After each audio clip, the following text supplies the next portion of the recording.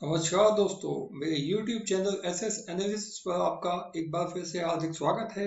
आज हम फिर से चर्चा करने जा रहे हैं निफ्टी इंडेक्स और बैंक निफ्टी का अलग अलग टाइम फ्रेम में। कोशिश करेंगे कि इनका एनालिसिस किया जाए, परंतु समय की काफी कमी रहती है, इसलिए कोशिश पूरी होगी। परंतु आप सबसे अनुरोध है कि यदि आपने इस चैनल को अभी तक सब्सक्राइब नहीं किया है तो जल्दी से इसे सब्सक्राइब करें और नीचे वाले बेल आइकन को भी जरूर दबाएं ताकि आपको आने वाले सभी नोटिफिकेशंस आपको मिल सकें और आप टाइमली इन वीडियोस को देखकर अपना डिसीजन अच्छे से ले सकें। दोस्तों, आइए शुरू करते हैं निफ्टी इंडेक्स का एनालिसिस एक डेली टाइम फ्रेम में। तो यहाँ आप देख रहे हैं निफ्टी इंडेक्स का एक डेली चार्ट। यहाँ आप देख सकते हैं कि पिछले 3 ट्रेडिंग सत्रों से निफ्टी में एक अच्छा बुलिश सेंटीमेंट कायम है। जहां आप देख सकते हैं कि 27 मई को एक अच्छा अपवर्ड मूव दिया था निफ्टी ने और इस इमीडिएट रेजिस्टेंस को तोड़ा था 20 डेज मूविंग एवरेज की। एक गैप अप ओपनिंग के साथ 28 मई को निफ्टी ने शुरुआत की और एक स्टिफ रेजिस्टेंस लेवल जो कि 50 डेज एक्सपोनेंशियल मूविंग एवरेज पे था, यानी 9453 का जो स्टिफ रेजिस्टेंस लेवल था, इसको भी निफ्टी ने तोड़कर ऊपर सस्टेन कर लिया था 28 मई को। तो उससे अगले दिन यहाँ हमने निफ्टी में जो शुरुआत देखी, वहां शुरुआती सत्र में तकरीबन 55 अंकों की गिरावट देखी गई। निफ्टी ने शुरुआत इस तरह से की, यानी 9376 के लेवल से और एक हाई लगाया 9598 का, अंत में बंद हुआ 9580 पर। तो यहाँ आप देख सकते हैं कि वॉलेटिलिटी काफी अधिक थी, क्योंकि एक तो भारत का जीडीपी आंकड़ा अनाउंस होना था जिसकी उम्मीद काफी कम थी, यानी जो पिछली बार यानी पिछले साल 4.7% था वो 2.1% आने की उम्मीद थी, जिसको लेकर काफी संशय कायम था। तो जीडीपी का जो आंकड़ा है वो 3.1% का आया है, यानी 1% बढ़कर आई है जीडीपी एक्सपेक्टेड लेवल से। 2.1% की जगह 3.1% का जीडीपी आंकड़ा है अभी, जिसकी वजह से मुझे लगता है कि निफ्टी में हम फिर से एक बार गैप अप ओपनिंग देख सकते हैं, जहां निफ्टी इस बुलिश जोन के अंदर एंटर करने की कोशिश करेगा।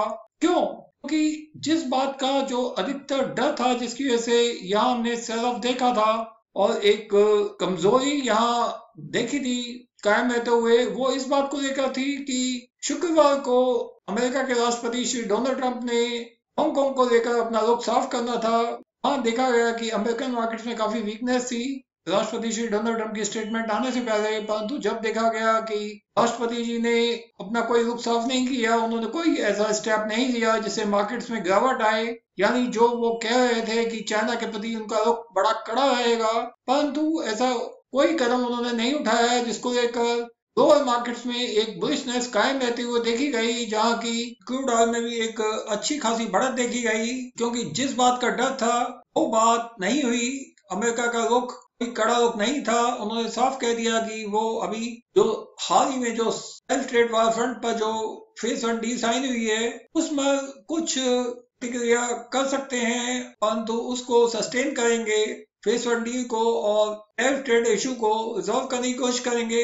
अब देखना है कि ये सब बातें होने के बाद, अब जबकि कोविड-19 के केसेस काफी बढ़ रहे हैं और ग्लोबल लॉकडाउन्स जारी हैं जगह जगह, जिसको लेकर एक इकोनॉमिक वीकनेस हमारे भारतीय इकोनॉमी में कायम है, क्योंकि अभी जो मार्च में रिजल्ट आएंगे हो सकता है वहां थोड़ी सी बढ़त देखी जाए कुछ कंपनीज के रिजल्ट में, क्योंकि उस समय लॉकडाउन नहीं था, परंतु जो पिछले कई महीनों से जो लॉकडाउन है, जिसके चलते आने वाले क्वार्टर्स में काफी वीकनेस देखने को मिले।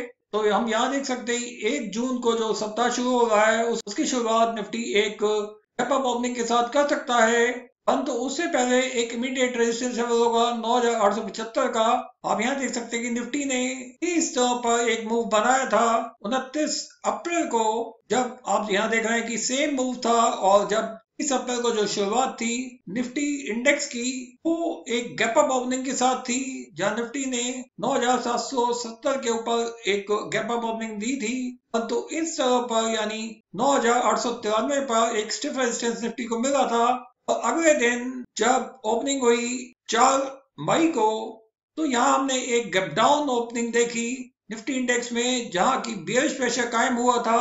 तो मेरा मानना है कि यही मूव हम निफ्टी में फिर से रिपीट होते हुए देख सकते हैं, जबकि हो सकता है निफ्टी 9753 के आसपास एक ओपनिंग दे और ऊपर इन्हीं स्तरों पर जाकर निफ्टी को एक रेजिस्टेंस मिले।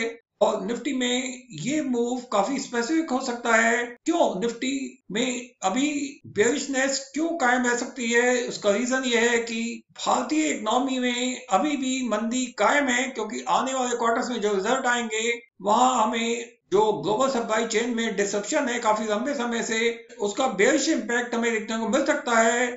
जिसके चलते यदि आप एनएसई की साइड पर जाकर बल्क डील्स को देखेंगे तो वहां कई बड़े बड़े एफआईज ने कुछ शेयर्स में बाइंग की है काफी बड़े स्तर पर, परंतु उससे कहीं ज्यादा बड़े स्तर पर सेलिंग भी की है, पर्टिकुलरली उसी शेयर में, जिसको देखकर लगता है कि जानबूझकर रेट्स को मैनिपुलेट किया जाता है ऐसे समय में। और फिर इसी बहाने बड़े बड़े एफआईज जो हैं वो बेच कर निकल रहे होते हैं। तो यदि हम फ्राइडे के जो स्पेसिफिक कुछ शेयर्स हैं जहां हम देखें तो वहां पे हमें देखने को मिलेगा कि काफी बड़ी मात्रा में सेलिंग शुरू हो चुकी है, क्योंकि कंपनीज के जो फंडामेंटल्स हैं या बैंकिंग सेक्टर के जो फंडामेंटल्स हैं वो काफी वीक हैं, जिसको लेकर अब जो रेट्स हैं वहां बड़े बड़े फंड्स बेचकर भाग रहे हैं। किसी भी अपवर्ड मूव पर हमें सेलिंग देखने को मिलती है। तो अभी मैं कहूंगा कि वो वक्त नहीं आया कि जब एक लंबे समय के लिए एक बाइंग की जा सके। तो मेरा मानना है कि इस बुलिश जोन में एंटर होने के लिए या सस्टेन करने के लिए 9,850 के ऊपर निफ्टी को काफी संघर्ष करना पड़ सकता है, जहां की हो सकता है कि हमें हर अपवर्ड मूव पर सेलिंग देखने को मिले।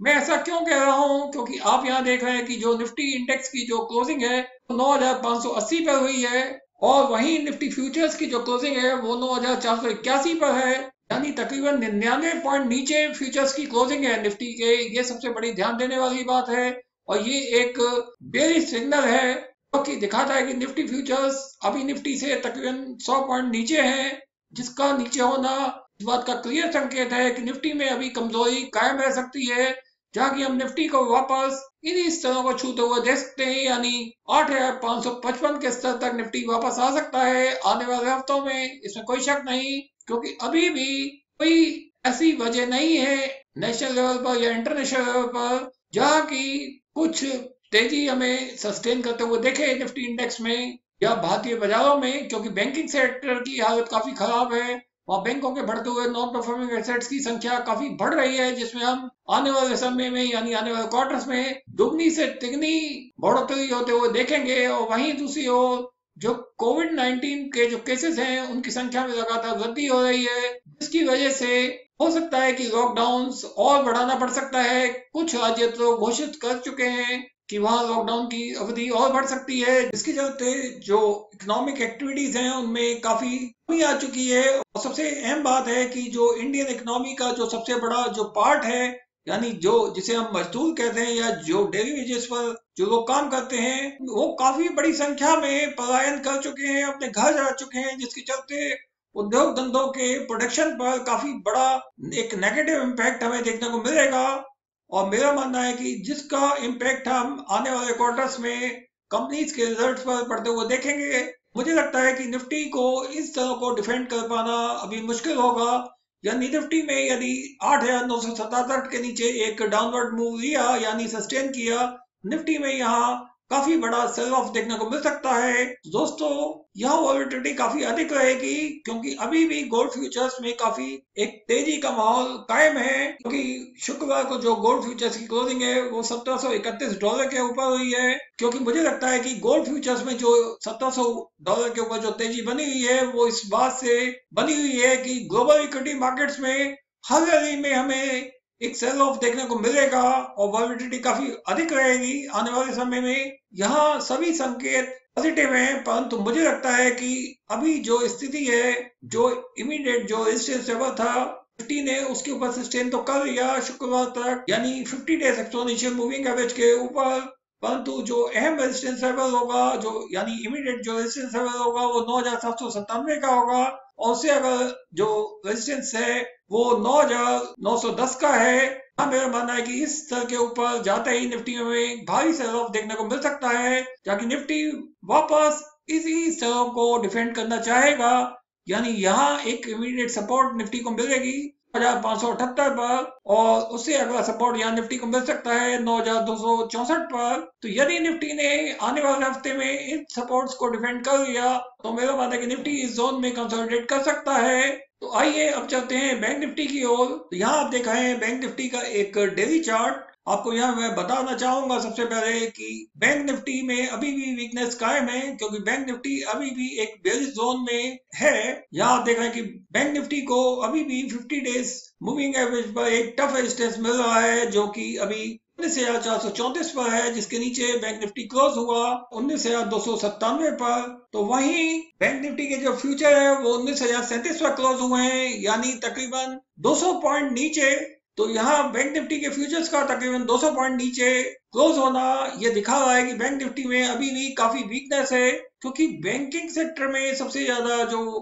अधिकतर बैंक हैं उनके बढ़ते हुए नॉन परफॉर्मिंग एसेट्स अभी भी एक बड़ी चिंता का विषय है, जिसको लेकर मुझे लगता है कि बैंकिंग सेक्टर में हर अपवर्ड मूव पर हमें सेलिंग देखने को मिलेगी। यदि बैंक निफ्टी ने ओपनिंग के समय इस लेवल तक जाने की कोशिश की, यानी 20,063 के लेवल को छुआ भी, तो यहाँ से हमें फिर से सेलिंग देखने को मिल सकती है। और उससे अगला रेजिस्टेंस लेवल होगा 50 डेज एक्सपोनेंशियल मूविंग एवरेज, जो कि अभी 20,573 पर है। तो यहाँ से बैंक निफ्टी में एक भारी सेल ऑफ बैंक निफ्टी को इस तरह पर वापस धकेल सकता है, जहाँ की बैंक निफ्टी को 50 डेज मूविंग एवरेज पर एक पहला सपोर्ट मिलेगा इस ग्राउंड में। और यदि बैंक निफ्टी इसको डिफेंड नहीं कर पाया तो बैंक निफ्टी फिर से वापस इन्हीं स्तरों तक जा सकता है, यानी 17,047 के लेवल को छू सकता है। तो दोस्तों आने वाले हफ्ते में काफी वॉलेटिलिटी देखने को मिल सकती है। यहाँ आपको बड़ा संभल कर ट्रेड करना होगा। दोस्तों मेरा ये वीडियो देखने के लिए आपका बहुत बहुत धन्यवाद। यदि वीडियो आपको अच्छा लगा हो तो अपने ज्यादा दोस्तों के साथ शेयर करें। Thank you.